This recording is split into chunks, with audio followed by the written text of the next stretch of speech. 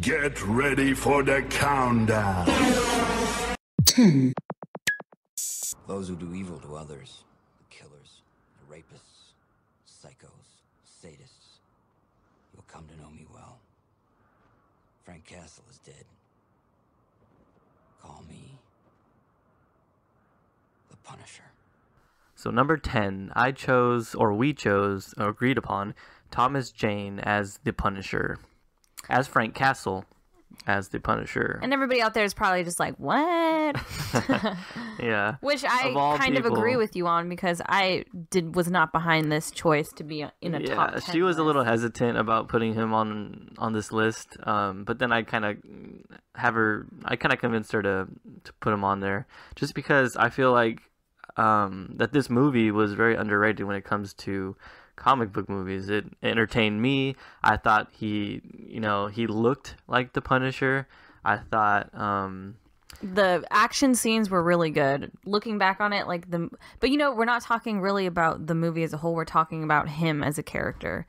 And if you watch some of the scenes, I actually saw this movie recently, and the scene where Frank Castle is getting attacked by the Russian, I think it's Kevin Nash. It's Kevin Nash. Yeah, Kevin Nash. He was wearing a Popeye shirt or something. Big Daddy Cool. Yeah.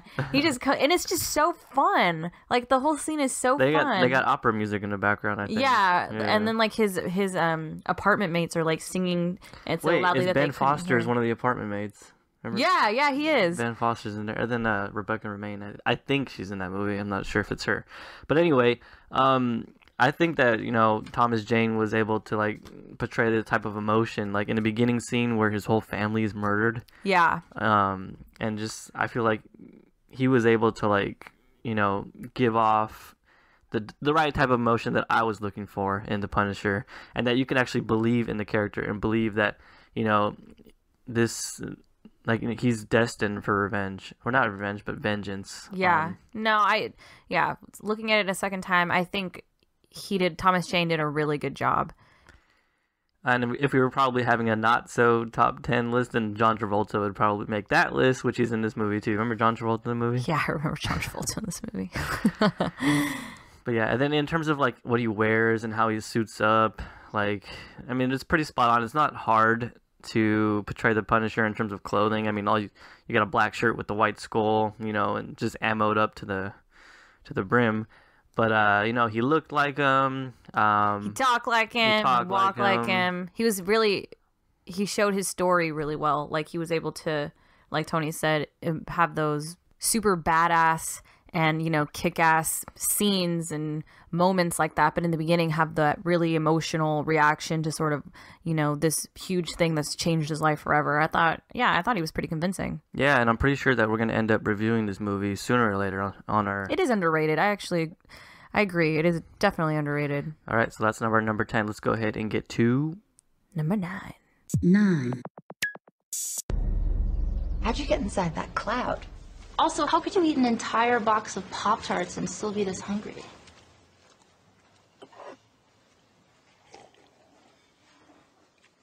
This drink, I like it. I know, it's great, right? Another! Chris Hemsworth as Thor of Asgard. So this is another one we kind of disagreed on. I thought he should have been on this list, definitely, but Tony thought, not so much. But the only reason... Go ahead. I was going to say, the only reason I think that, I didn't really believe that he should be on the list is because, I feel like he got outshined in his own movie by a different character that we'll get to eventually. And you know what? I can see where that's coming from. But if you take a look at him in his movies and as a character, he is Thor. Yeah, I'm not physically, just everything about him is Thor. He was perfect. They couldn't have casted somebody else to play this role. The way he speaks, just so Shakespearean and just so eloquent, and the relationship that he has with Loki, and just how cocky and arrogant he is in the beginning, and then it's just he's perfect. Yeah. Oh God, so perfect. What did you think about his costume in terms of costuming? You know what? I really liked his costume, and I'm really glad they decided not to give him the headpiece. Yeah, does he wear it at one point in either the first movie or The Dark World? I don't think so. Ooh, I'm trying to think if they actually have him in it. But it's just super stylized. It's like I love the flowy red cape, like, and his body is just godlike. Really, Thor's always been a character that I've loved in terms of like, you know, he's got the red cape and he's pretty much the Superman of Marvel. But you know, they fly in very different ways. You know, Thor winds up Mjolnir, which is, you know, his hammer, and he throws it. Really, you pronounced the J? I thought it was silent. Well, people say it different ways. Yeah, it's kind of okay. But so you know, he uses that to fly. He doesn't actually fly. He pretty much uses the hammer to travel around, which I think is an awesome concept. But in terms of Chris Hemsworth, yeah, you know, he played it well. He had the aloof kind of charm. And like in the Avengers, when you saw him interact with everybody on the team, you know, like it was really fun to see him and, you know, like Iron Man, you know, interact with each other. And his scenes with the Hulk are just so fucking awesome because they're, you know, they're so strong in their own, you know, ways. Oh, he was really good. And he is pretty buff too. He did buff up for the part. Do you want to say anything else about Chris Hemsworth as Thor as number 9? No.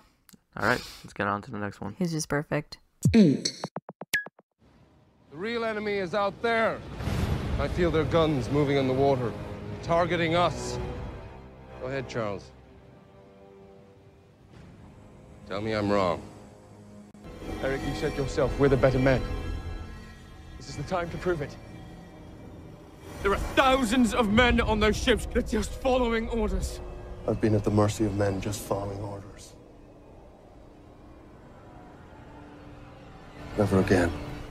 Next, Michael Fassbender as Magneto, X-Men First Class, and Days of Futures Past. Which we both haven't seen yet, but we'll probably... Very excited to see it soon. Yeah, and I've heard that, by the way, that Quicksilver is awesome in the movie, even though... Somebody told me that. I mean, our post about it on Epic Comicast and Epic Comic Picks, it was basically about merely the costume about his only. wig. Yeah, it was about the wig. It wasn't about, oh, we think this character is going to be shitty. Yeah, no, I have complete faith in awesome. The actor to give a really good performance, but just on costume alone. Anyways, Michael Fassbender as Magneto. You know what? I didn't know whether I should choose Fassbender or Serena McKellen because I just love both those actors so much, but watching X-Men First Class really surprised me because I really didn't think that I was going to like it. But one of the main reasons why I did like it was because of this casting.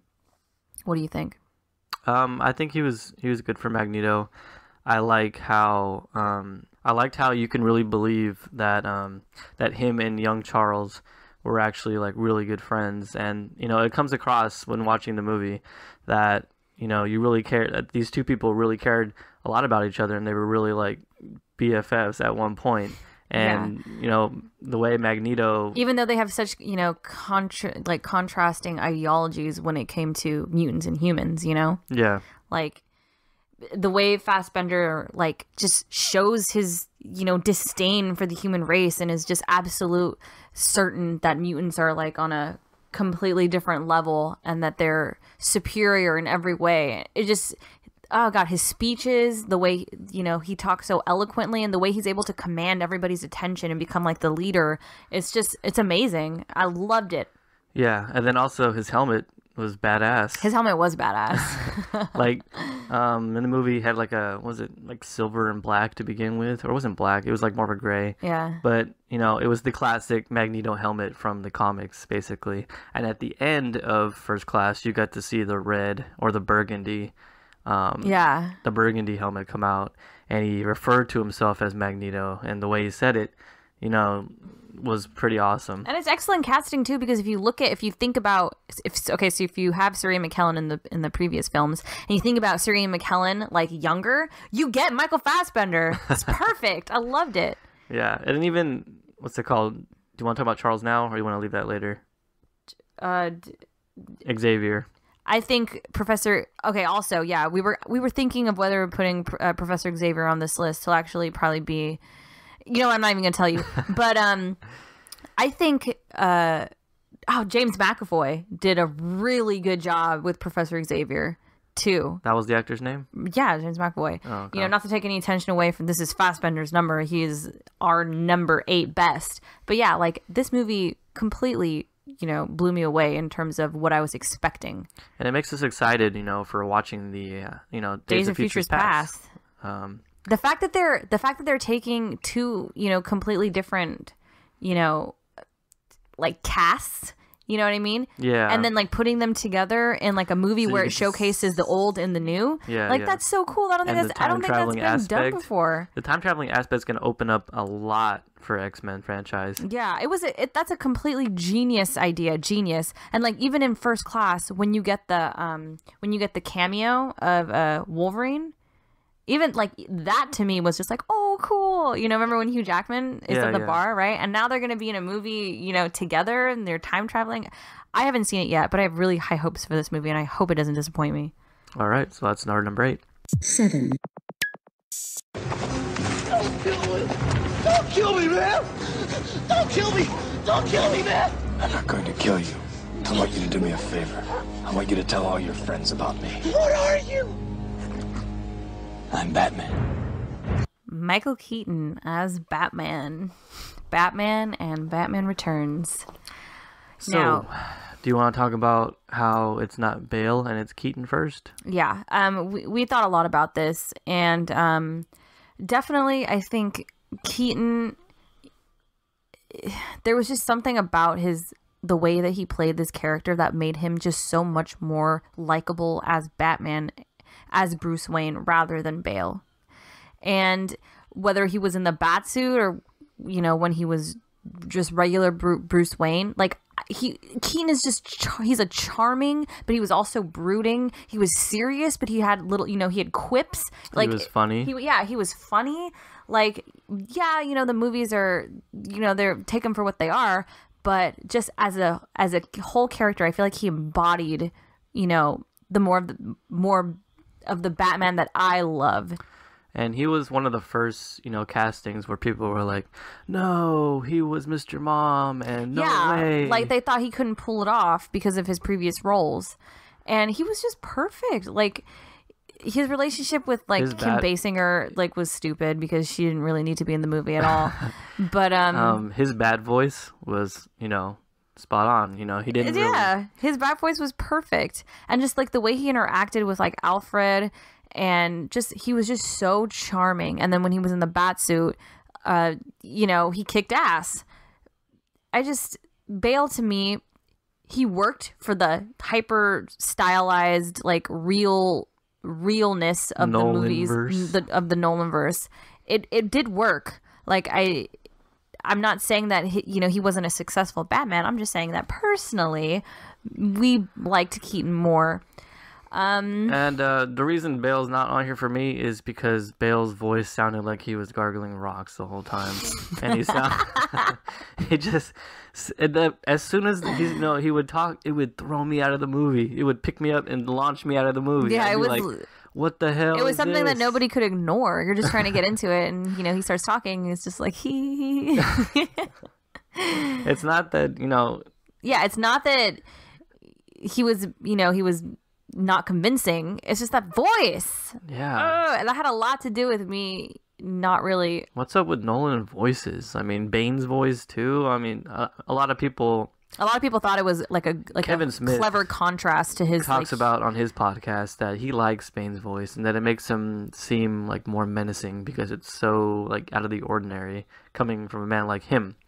But to me, it threw me out of the movie too. It sounded like Scrooge McDuck talking to us, and it was very hard to understand. Also, Bale's bad voice is very hard to understand. They had in the first, I think it was the first trailer of The Dark Knight, they had the original voice they were going to use for Bane, and they said that it was too unclear and it was like almost inaudible or something like that, and then they changed it to like a more clear Scrooge McDuck Did they use kind of voice. But that inaudible auto-tuner before? No, but I remember hearing his voice for the first time when it was like kind of unclear, and I was like, that's freaking perfect, you know? Like I was like, that is awesome. And then when I saw the movie, I was like, why is it so different than that first trailer? I don't know if you guys remember that, but yeah, they said that it was too unclear of what he was saying, so they had to change it. But I much more preferred that Bane voice than the one we got. Let's not turn this into like a Nolan bashing. Let's more talk about,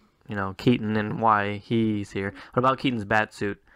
I thought it was cool. Yeah, I mean, like, it was you know more what, the classic too? It's like Batman Keaton suit. was also, you gotta understand that Keaton was also the Batman that we grew up with. It has a lot to do. Yeah, but that would make us biased. Hey, that's what it is. Keaton was the Batman that we grew up with. So when we were kids and we watched these movies, he was the face to, you know, Batman when it came to movies. That's what it was. But we're not just merely basing our opinions just because. Yeah, no, that's just something that I think that we should say, because, and you know what, like kids today, they grow up, they watch the Nolan trilogy. Christian Bale is Batman to them. It's their Batman. It's their Batman. So it has a lot to do with, you know, when these movies, you know, were released, and but once they get older, the effect they have on you was as a young once they get older kid. And once they have some perspective, then they can, you know, judge Batman against Batman. Yeah, we've seen other renditions of, you know, this person. We still think that Batman was it for us, you know. And a lot of people out there might not agree, and they may say that, you know, get with the times. Change is, you know, inevitable. And that's cool too. We're not saying that we did not like Christian Bale's Batman. We really did, but we just, if we're doing a best list, I didn't. So okay. Don't love me at that.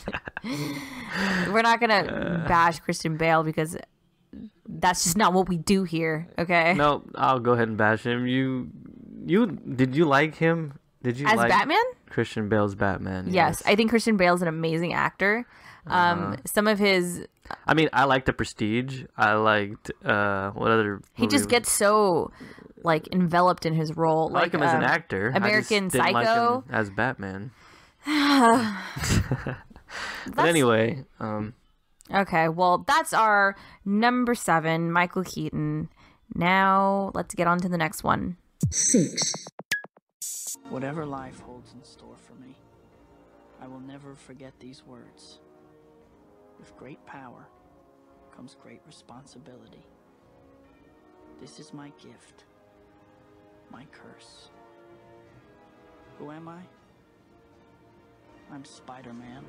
Our number 6 is Tobey Maguire as Spider-Man. Spider-Man 1, 2, and not 3, because 3 doesn't exist to us. Yeah. So. You mean jazz flutes, or was it jazz flute Spidey where he's dancing in the jazz club? Oh, you want to forget about that? Stupid freaking scene. That movie was so stupid. It reminded me of Anchorman and Will Ferrell. Oh yeah, I'm totally not prepared. That movie was so freaking go ahead stupid. About Tobey. Okay, yes, Tobey Maguire. I think, what year did the first Spider-Man come out? It was like 2002, right? I don't know, it was like but Nickelback had their hit around that time. The Hero. Oh yeah, I love that song. It was your favorite song for a while. I love that song. I saw this movie in the theater, you know, as a kid, and like we said with Batman, it's like growing up. Like I think I was 12. Or something like that. Like, this was my Spider-Man. And you know what? Like, the comic book movie to start this whole comic book movie thing, you know? Because before we had like the Batmans, and they were kind of getting less and less popular because you had they were getting more and more campy. Yeah, because they were getting more and more stupid. So yeah, people were starting to take these movies less and less seriously. And then Spider-Man comes out and it just completely blows everybody away. It smashes the box office. Like, it has a even huger sequel. And as a character, yeah, you know, a lot of people say that, you know, this Tobey Maguire didn't have like the sharpness or like the wit or like the like, you know, like the jokes that the Andrew Garfield Spider-Man. Yeah, or like, you know, like we'll talk about him in a second, but it didn't have like, you know, that sort of thing that Spider-Man has in like the comics and the TV show. He was more of like the innocent, you know, smart. Tobey Maguire played the nerd character so well. Like, I remember the scene where he's trying to take a picture of like Mary Jane, and he's just like, you know, oh okay, and then she hears something else, and she's like, oh, okay. And he's like, wait, well, hold on, wait, I'm not done. Like, he doesn't even have the balls the bashful, to say, clumsy, yeah, he's so nerd. cute. Oh my gosh, he was so cute. And the whole scenes where he's transitioning to learning, his abilities and and trying to figure out life as Spider-Man now is so entertaining. And I think he shocked a lot of people with his performance and I think the when success of this film. Yeah, when he was cast, like, not everybody was not like, oh, you know what, this is horrible. They were actually, oh, okay, oh, I can see this. Let's see how he's gonna do with it. And what did you think about the costume? I mean, the costume is what made Spider-Man, and the way special effects have advanced over the years, they could actually pull off, like a web-slinging Spider-Man and actually make it seem realistic. So I thought the costume was excellent in terms of how it looked. You had the eyes that were reflective. And also, we might be biased in the fact that we grew up with, these heroes, and, Andrew Garfield's coming in and he's trying to, make these movies his own and make the role his own. And we're not saying that his portrayal of Spider-Man is bad. I think it's not as good as Tobey Maguire's, personally, because Andrew Garfield to me is just too serious. Like, he tries to be jokey Spider-Man and witty Spider-Man and do all that thing, but she's trying too hard. And and I know that might be unpopular, but he's too cool. You know what I mean? Like, he's just too cool. He's too good looking. He's not believable that he's a nerd. Yeah, like, he's like the way you see him in high school, he's got, the skateboard. He's supposed to be like a punk. No, not a punk emo kid, but a hipster, like, almost. just like a broody, like, he's way too cool to be, perceived it's that not way. Believable that he's gonna be like some nerd. And also in the geek. first Spider-Man, it's like when he finds out that he does, I mean, in the Andrew Garfield one, when he finds out that he does have his powers, absolutely, he does nothing to try and conceal that from people. Like, he's showing off. All of the time he's showing off, and that's something that I didn't like. And like the whole, like, the cockiness that came with that Andrew Garfield, like, portrayed, I didn't like. I was like, where's my sweet, like, conceal, your identity and your abilities to protect the people around you, Tobey Maguire type of character, Yeah, do you want to kind of talk about Tobey Maguire's acting? I know he's been in a lot of good movies, like I think he's a good actor. Pleasantville, Seabiscuit, just movies where he needed, like, emotional movies. Yeah, and you've seen the emotion come out, especially when he was talking to Aunt May in that one scene when he was telling her that he was the reason why. Yeah, and that whole scene too with Uncle Ben, I still think, like, it still makes me cry. And I was like 12 when I saw it, and you could just really it was an amazing scene. It was done right with the right actors, and Tobey Maguire will be Spider-Man to me always. I'll watch the new, the Amazing Spider-Man, but I don't think I have yet to have that sort of emotional reaction to anything Andrew Garfield has done with the role. I mean, we do have, criticisms, I do anyway, towards the first Spider-Man franchise, because it wasn't perfect at all. No, it wasn't. But see, I don't think it wasn't trying to be, it was like you said, it was like one of the first, new comic book. But one of the main, things that people say about this movie, or the Spider-Man franchise, is that it was just too emotional, and there was like a lot of crying, especially in the third movie. But it was just like, we don't talk about the third movie. I know, but even in the first and second, don't talk about Spider-Man was just too emo in terms of, Tobey Maguire just being overly emotional. I don't think he was overly emotional. I don't think he was. I mean, well, agree to disagree. He's like a teenage kid. He's going through some stuff, Yeah. And you know what? The sequel I enjoyed more than the first, and that rarely happens with movies. The Doc Ock one? Yeah, Doc Ock, and just, I don't know. It was just, the action was good. Everybody was casted well, despite, Kirsten Dunst. She bothered me, but she didn't bother me too much. But I don't know. I thought the first... And Willem Dafoe? Are you kidding me? Willem Dafoe as the Green Goblin was awesome. Oh my god, he was so good. What was I gonna say? Oh, And I thought the first Gwen Stacy was hotter than what's her name, the new one. Oh yeah, Tony doesn't like Emma Stone. I thought Bryce Dallas Howard was freaking hot. I don't know why you don't like Emma Stone. I don't like Emma Stone because I think she tries too hard to like. She would be a good. I feel like she would be a good Mary Jane, honestly, with her red hair. Well, that's not who she was casted for. Yeah, I know. So, but anyway, Tobey Maguire. Yes. What number was he? What number are we on? He was number 6. All right, so let's go ahead and get to number 5. 5. Is not this simpler? Is this not your natural state? It's the unspoken truth of humanity that you crave subjugation. The bright lure of freedom diminishes your life's joy in a mad scramble for power, for identity. You were made to be ruled. In the end, you will always kneel. Tom Hiddleston as Loki, Thor, The Avengers, and Thor: The Dark World. Master of Mischief. Oh, he's so awesome. I loved it. Why do we pick him as our number 5 pick? Loki.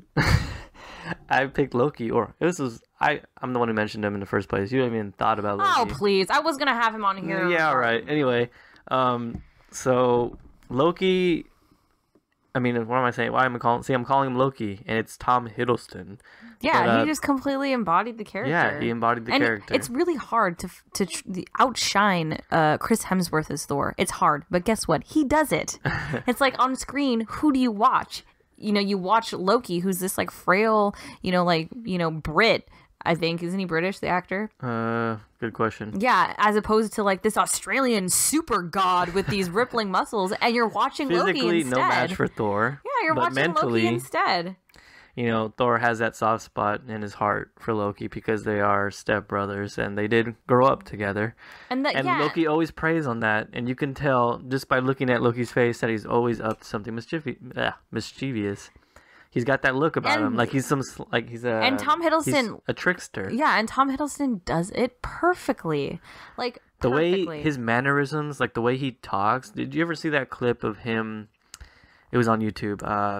He was at that Marvel conference where he came out in character and he spoke to the audience as Loki. Yeah. You ever see that? Yeah, I did see that. Like he just commands the room when he walks out. Everyone started clapping, going crazy. They're like, oh my God, he's so perfect. I cannot say enough good things about him.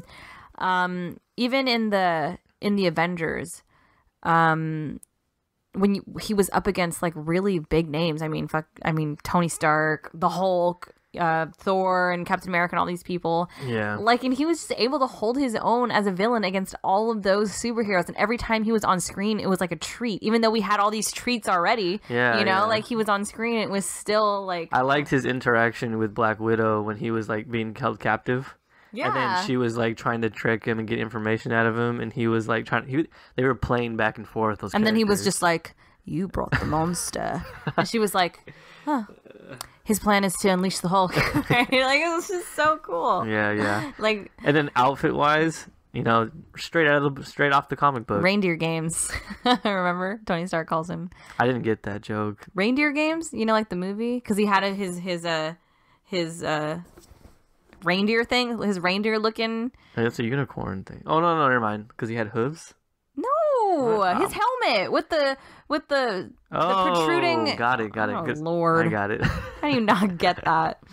But yeah, and then his interaction with the Hulk, where you can tell, once the Hulk comes down, Loki starts shouting at him like, "I am." Yeah, because he's all about like, I'm smarter than you, I'm noble, like I'm a god, and you can really tell like he thinks that he's better than everybody, and he thinks that he's just he belongs king somewhere, and it's hard for him to interact with somebody who just has no fucks given towards that kind of thing.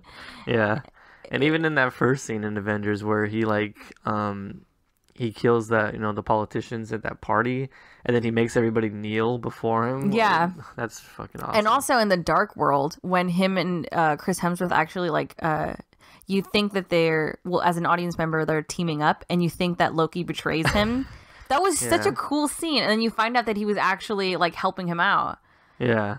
Oh, you know, it got me. I thought Loki was just I know. Loki. I was just like, really? Like 2 seconds after you uncuff him, like he's gonna betray you. And then when it turned around, so like that's how the character is. It's just like he flip flops because you never deep know. down, I feel like he does have that sort of familial bond to Thor. He keeps the audience on their toes. You really don't ever know what he's gonna do. You don't know his motives. You don't know what he's thinking. Such a great character. And he just tries to manipulate everybody he talks to, and it's just genius. Tom Hiddleston is just amazing. Like, they picked the perfect person for this role. All right, you want to go to number 4? Yes, 4. Okay. 4. Is there no one on this planet to even challenge me? Superman! General, would you care to step outside? Christopher Reeve as Superman. Mr. Reeve. It's Mr. Reed. Oh. You saw you're talking about from Liar Liar? Yes, I was. Dang it. It's like our favorite movie ever. Anyways, Jim Christopher as Superman. So, this had to be on here because if you think about Superman, yeah, you think about the movies. Yeah, they're dated. True. They're very dated. Yeah. No one's Special arguing effects that. Are, yeah, everything about it is dated. For its time. But he just 100% embodied everything that Superman is completely. You can't deny that. He truly did. Yeah. Especially compared to the Supermans that we've seen recently. Like, there's just no comparison. The Boy Scout, like this, he's just perfect in every possible way. The costume also was classic Superman costume. He had the curl. He had everything going. Basically straight off the comic book pages. Like literally straight off the comic book pages. And that's exactly why he's on this list. Because of how charming and likable his character was. I mean, if we're not talking about Superman 4, Quest for Peace. Worst movie of all time. Cavill, in terms of like the look, Cavill is Superman as well to me. Like, he looks exactly how I want my Superman to look. He definitely has the look down. But Cavill's not on this list because of... You guys know why Cavill's not on this list. I mean, even when he's not Superman and he's Clark Kent and he has the glasses on and he's doing his thing, he's hanging out with Lois and stuff. Like, he's so Clark Kent. The way he interacts with Lois and just everybody around him, he's just so noble. You know what I mean? Like, he's so... I don't know. He pulls off the the clumsy, bashful character well too. In terms of he does. Working at the Daily Planet and just being someone, the whole Lois and Clark dynamic where she has no idea that he's Superman just because he has a pair of glasses on. Yeah, and then the second he's in that suit, he's just like knight in shining armor, like Superman just flies her, with her in his arms and, saves millions of lives. And is just like the most charming, likable person in the history of the world. Like, you can't get any better than that.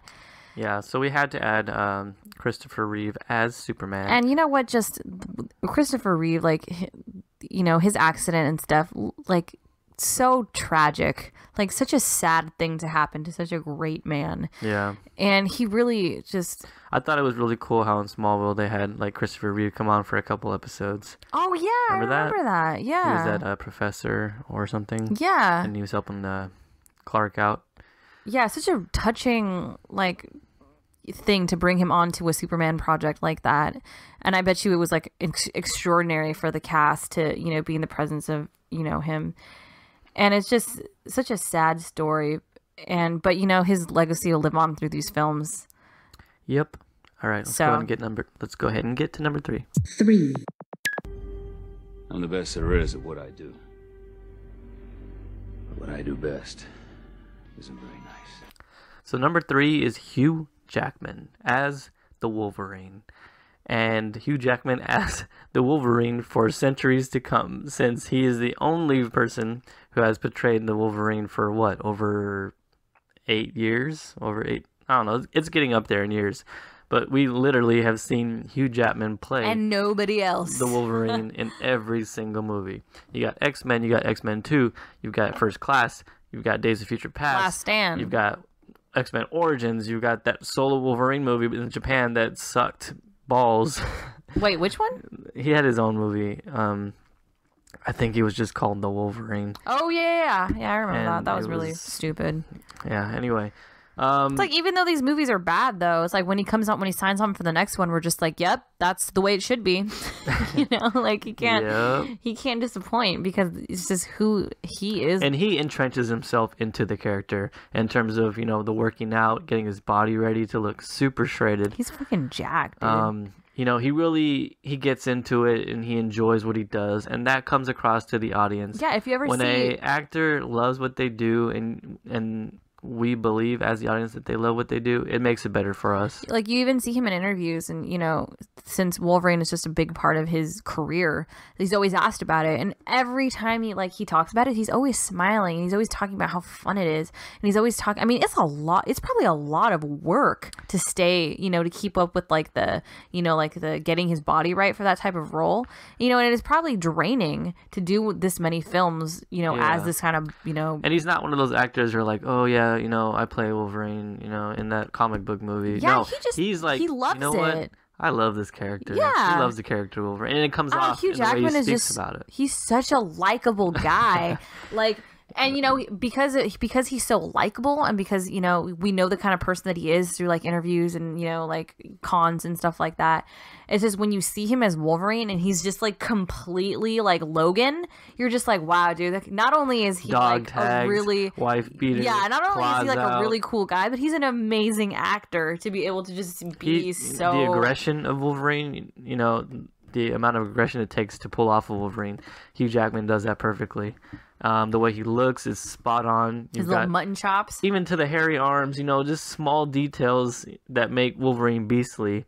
Hugh Jackman just, you know, it just encompasses the character. Yeah, and just like the way that, I don't remember what movie this was, but like the way that he interacts with, do you remember when he was interacting with Cyclops? When he initially comes to the the dynamic with him, so cool. Between him and Cyclops, and you know how like he put up his claws and he put like two of them down as like giving the middle finger. It's just so cool. The attitude is there. The attitude is so there. Oh, man. It just works. This is, and I mean, he will be forever Wolverine. And you know, it's so much so that if they were to make, I don't know, maybe like 5 years down the road, if they were just to like, hey, you know what, the X-Men films have stopped and we want to revamp them, the person who they cast has like big shoes to fill. And you know what? 5 years down the road, if they wanted to cast Hugh Jackman again, everybody would be like, "Yep, okay." As Old Man Logan. Yeah, like it wouldn't even be like a big thing. It'd be like, okay, yeah, no, that's Wolverine. Like, what else is new?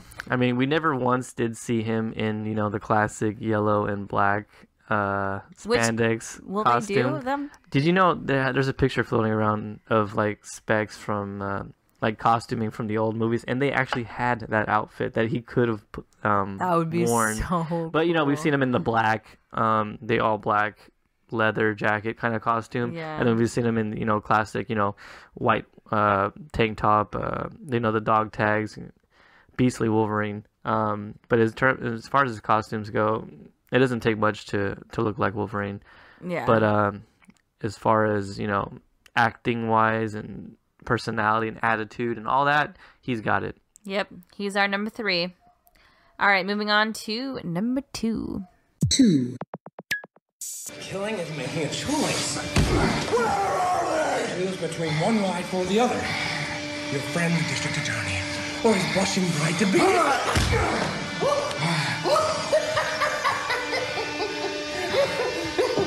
You have nothing to threaten me with. Nothing to do with all your strength. Don't worry, I'm gonna tell you where they are. Both of them. And that's the point. You'll have to choose. Number 2 is Heath Ledger as the Joker, The Dark Knight. Why so serious? Okay. So this was my best impression. Yeah, that was a horrible Joker impression. This is on the list for obvious reasons. We actually had a discussion about this earlier as to whether or not he should be on there, because Tony thinks that if you're embodying the character, no. Don't even this pull is that what out. you said. Don't even pull that out. No. This is what you said. No. I don't want you mentioning this on the podcast because this is ridiculous. Okay. Okay, go ahead, say it, and then I'll talk after. Okay, he said that because Heath Ledger brought a little bit of something new and different to the Joker, that he didn't think that it was a complete comic book embodiment of who the character is. And I was like, well, this list is for people, like I said in the beginning, that if they bring something different in, we can include them in the list. They don't have to be like just straight out of the comic book. No, you know what I mean? This is what I was asking her, what are the parameters for our countdown?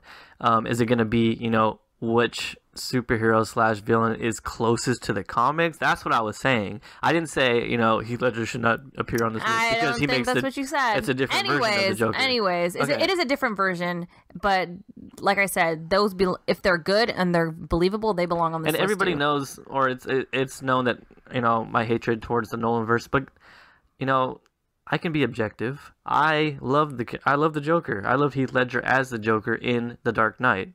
That was, for me, the best Batman movie out of the Nolanverse. And I literally was entertained every time, he was on screen. And sad that, we'll never, he wasn't able to, get into the third film because of, what happened and everything. But, yeah, he was the Joker for me. Yeah, he was a Joker that we had never seen before. He was sadistic. He was evil. He had all the qualities that the Joker encompasses, but in a very, like, just insane sort of way. Because we all know that the Joker, lives for the joke. He lives for the punchline, and we all know that how much he, lives for Batman. So he had all of those qualities, but they were just more psychotic. You know what I mean? Yeah. Like they were just more evil, inherent, like rooted in evil. He almost played like a schizo / tweaker type of Joker in terms of like his mannerisms. But he would always lick his lips. Smart. He was so smart in this film too. Like I said, like Tony just said, his mannerisms were like we had never seen a Joker like this before. Like nobody has ever done that, but it worked on so many levels. Like and talk about immersing yourself into the role. Yeah. Like, did you see some of the rumors at the time of his death? Rumors were out there that he put himself. Wasn't he in solitary confinement, or didn't he he immersed himself into this role so much that he began to well, I don't want to say anything right now because, I don't want to say anything about it if it's not true. These are just rumors. This is all speculation. They're rumors, but that he got so much into the character that it drove him a little mad. Mm-hmm. And that, he started needing, like, sleeping pills to sleep at night and stuff like that. But, and if that's true, like, that's dedication right there, like I said, when actors love, take their job and their, portrayals so seriously, like it really comes off to us and we believe in that character. Did you want to talk about a little bit how he looked in comparison to, the classic Joker look? I thought he looked pretty cool. I liked that they sort of kept his hair long and crazy like that, because sometimes we get short hair and then sometimes we get the long haired Joker with like the craziness to it. Yeah. A lot of volume. I really like that. And I like that his hair too. Yeah, and I like that, he had the classic suit. He had that receding hairline with the hair that made it look, kind of psycho. Yeah, too. And also his makeup, because like the Joker we've seen before, especially like Jack Nicholson, like his makeup, whenever we saw him come in, it always looked freshly applied. And I liked how in Heath Ledger's performance, it looked like he just slapped it on there with his hands. Yeah, right? And it looked like he didn't even, like, there was no touching up. There was no needing to keep, appearances up. Like, if it came off, it came off. I thought that was, cool. And also, the mouth marks, the smile. Yeah. The way that they did, his exaggerated smile, the story that they told, it was really cool. And think about, the phenomena that character created. How many Jokers did we see on Halloween that year? Oh, so many. How many Jokers dress up at Comic-Con now and try to emulate Heath's Joker? And even like how he talks, like I'm a dork. I go on YouTube and I check out Heath Ledger impressions, and they've got some people who you do that? Could be I didn't know that. Who could be in the next movie as playing Heath Ledger. There's even a Joker that walks around the Vegas Strip now, like trying to get people to take pictures with him. There is. Yeah, and they're really good, but and Heath was another one of those shock castings, just like Keaton, where people were like, Affleck. "Oh, he's the gay cowboy in Brokeback Mountain." He was really good in Brokeback Mountain. One of my favorite Heath Ledger performances, by the way. And also, we are pro Batfleck here, so you know, we always refer to, like, you know, Keaton and Heath and all this uproar. Give the guy a chance. Give him a chance. Yeah, we had no idea what Heath Ledger was gonna do with the role, and look, he gave us something that we will never forget. And all you people who are saying, you know what, I'm gonna wait till it comes out on Blu-ray. Well, guess what? Your ass is gonna be in the seat as soon as it comes out. Yeah, you're gonna be night. right next to us. Okay, you're gonna be buying the popcorn. You're not gonna wait till it comes out on Blu-ray. No, shut up. Okay. Anything else you want to say on Mr. Ledger? And I heard that a lot of the some of the really epic scenes in that movie, or even like the small things that he did, they weren't written in the script. They were just ad-libbed by Ledger himself. Like in the scene where the hospital's blowing up, like the way he walks away, and like I think like the button was supposed to like go off or something. Something was supposed to happen, and like the way he like fidgeted with it. Best moments those are some of the Joker's best moments, and the fact that Ledger did that on the fly, like it's just it's amazing to me. Yeah, what's that word? Michael Scott, you know, when he takes classes for it. Improv? Like, there you go. Michael Scott. When things are improv like that, you know, it really just adds to the character. And actually, the next actor who we're going to get to as our number one does a lot of that. Did you want to go ahead and get to our number one? Are we done with Heath? God rest his soul. Yeah. Do you want to say anything else about him? In terms of what can happen to this character now that he's passed, I don't know if they're ever gonna. I mean, they're going to do it because the Joker is just a guaranteed moneymaker. But the Joker coming back into a movie is going to be really hard to get over what we'd already seen. You know, it's going to be hard to not forget, but like try and, you know, welcome a new actor or, you know, portrayal of this character because we fell in love with this one. Number one's next. 1. I never said you were a superhero. Didn't? Well, good, because that would be outlandish and fantastic. I'm just not the hero type, clearly, with this laundry list of character defects, all the mistakes I made, largely public. Yeah. Truth is,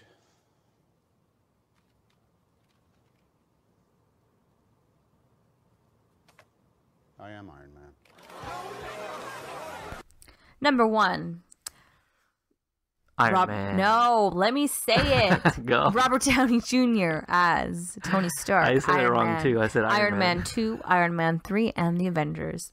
So when comic books are actually stealing off of the character of Robert Downey Jr., you know you've made it big. Yeah, when they're taking aspects of the actor to incorporate into the story of the character, comics, into the comic movies, like you know that you've got the perfect guy. First moment I laid eyes on Iron Man 1 and I heard, you know, and I watched Robert Downey Jr. portray Tony Stark, I was like, oh my god. Like when he's like in the Humvee, you know, when he's in the desert, like that first scene before he gets like captured. It's like automatically like this is Tony Stark. Like it was perfect. It took maybe like 30 seconds of him on film to convince me. And you know, like, and it's one of those things where you know that Robert Downey was born for this role. Like there could have been no other. I mean, yeah, actors could have tried to play Tony Stark, but it just wouldn't have been the same. Yeah, it really. It's amazing. From his quirky personality to his, you know, sarcastic wit to his improv that he adds, you know, to each and every line. I don't know how much improv they allow him to. He's just so likable. He's likable as Tony Stark. And also, if you're looking at the Avengers, his back and forth between Steve Rogers is hilarious. Yeah, I was excited for that before. Because they're two contrasting, like, super opposite people in everything that they sort of stand for. And it's just really funny to see him as like being a member of this team, you know, because he's such a I'm Iron Man type of guy, you know, like he's such a singular sort of... Yeah, in the first movie, you get it right away at the end where, you know, most superheroes are like concerned about concealing their identity. And he just comes up and says, you know what, like I'm Iron Man. And you know what? I don't give a fuck if you know about it. Yeah, and he's just so funny as a team member because he's so just like the main event, you know, like in his world and in his own mind, you know, like he's he's the best of the best. So like watching him as a part of the Avengers was a real treat for. And then also the character of Tony Stark, we all know, goes through a spurt of where he has alcoholism, where he's an alcoholic, and in real life, Robert Downey Jr. was dealing with that. Yeah, I know. He was a huge addict. Talk about mirroring a character that you're portraying. It's literally a perfect person to pick to do this. Yeah. He doesn't fall short anywhere. I mean, yeah, some of the movies, me and Tony we had a little bit of problems. Iron Man 1, great. Iron Man 2, Iron Man 3, really. Avengers, awesome. Iron Man 3 was one that we really disliked. And it, partly because... It had nothing to do with him, though. It had nothing to do with Tony Stark. A little bit. I'm not going to say that. Why? Because he didn't spend enough time in a suit? We can... That's going to have his own podcast for itself. Yeah. But anyway, let's not take away from Mr. Downey Jr. So to me, he is well deserving of being number one just because he is Iron Man. He really is. And every time he's on screen, even with the big names that he was casted in the Avengers, like every time he was on screen, he made you laugh, like his one-liners, his constant references to other, facets of pop culture. It can get to be too much at times, but he knows when to stop. Yeah. Like, I don't know. He's awesome. I don't think I can say more good things about this guy. Okay, so that is our number one. At this point, we're going to get to a couple, just mention a couple honorable mentions, and then we'll be on our way. So one of my honorable mentions was actually Michelle Pfeiffer as Selena Kyle in Batman Returns. I love this character. I love it. She's sexy. She's sexy. She's sexy. Sound like Austin Powers. Faja. Austin Powers. We always reference Austin Powers. Okay, go. Yeah, she's sexy.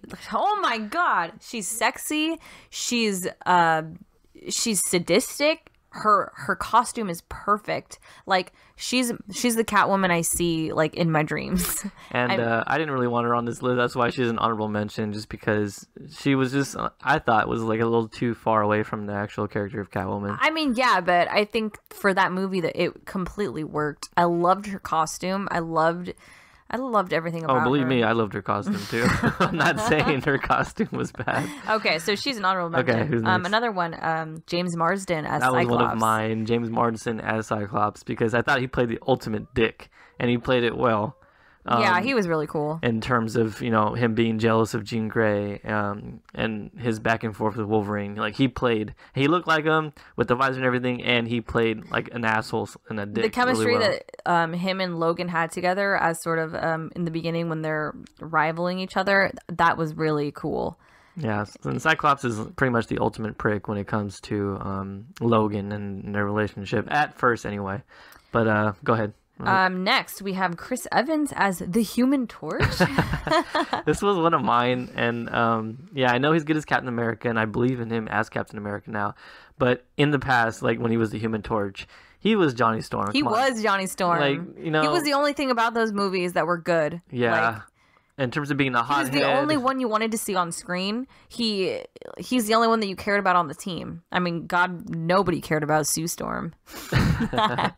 Anyway, yeah. So I think he deserves to be one of the honorable mentions at least. Yeah, he's a good actor. Go ahead. And last but not least, Patrick Stewart as Professor Xavier. Okay, go ahead. This is yours, right? You know what? We had a conversation about this. Tony thought that the role of Professor Xavier was quote unquote too easy. It is too easy. You just need to be bald and you need to, work in a wheelchair. Yes, you just have to be bald. Which is not true at all. And then just be in a wheelchair and you look like Professor X. No. Patrick Stewart and his relationship with Sir Ian McKellen. What movie was it where they had some guy walking around and they were told him to go ask for Professor X? At like a school, was it South Park episode? Oh no! It was crap. I forgot. If you guys know what we're talking about, tweet us and help us out. It was something where, it was like a joke towards two people trying to do a job or something, and he was like, "Yeah, you have to go to this guy named Professor X at this school," and then they actually found some guy whose name was Professor. Wasn't it was it 21 Drum Street? No, it might have been. I don't know. But yeah, Okay. they're going all around looking for like Professor X, and the guy's actually in a wheelchair. It was so funny. Yeah. But no, Patrick Stewart was like awesome. He's just so regal. Every time he speaks, he's so noble. And you had somebody like that in the film already, which was Karina McKellen. But the way that they were on screen is just, I was completely sold. And I know this one's not on there, but I want to talk about it real quick. It's just Michael Chiklis as the Thing. I thought he was good as the Thing, in terms of how he portrayed the character, like he's the way his attitude was and how he's like brooding and stuff. I just think that he did a good job in that movie, even though the movie sucked overall. Yeah. In terms of being a little bit too kid friendly sometimes, but Michael Chiklis as the Thing was one of my honorable mentions as well. All right, we had a fun time going over this list for you guys today. Yeah, and remember, these are all of our opinions, so if you don't agree, we want your feedback too. So if you disagree or if you think somebody should be up there, don't be too harsh. No, you guys can be harsh. We take it. You can be harsh to him, not to me. I'm a girl. She's a girl. I'm a girl. Okay, be harsh to me. But yeah, if you guys enjoy this podcast, we would love to do a worst superhero, supervillain portrayals of all time. I think that would be really fun. But go ahead and hit us up on Instagram. It's Epic Comic Picks or Epic Comic Cast. Then you have, Facebook, Tumblr, all that stuff. It's all Epic Comic Cast. Go to our website, epiccomiccast.com if you to view all of our previous casts and our fan artist of the month. Get those reviews in on iTunes. It really helps out the show. And also we read your guys' reviews, the 5-star ones, anyway, on air each and every week. So, go ahead and check out. And thank you for listening. Okay, Yeah. we didn't really think that this podcast would really go anywhere, but the fact that people are listening to us is amazing to me. And yeah, we just want to say thanks and keep listening. Oh, and sorry for no mailbag today. We kind of ran a little bit long with the countdown. Yeah. We'll definitely get to one next week though. But all right, so You have anything else to say?